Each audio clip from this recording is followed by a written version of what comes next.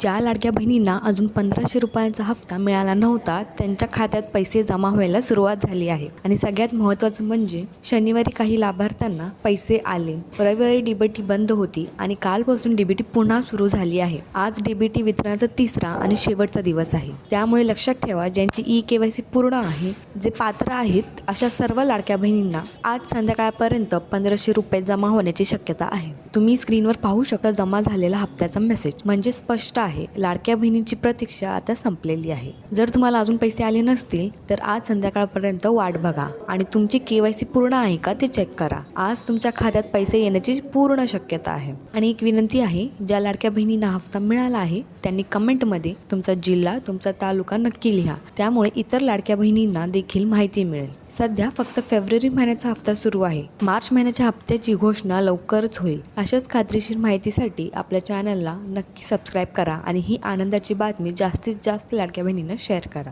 Jai Hind, Jai Maharashtra.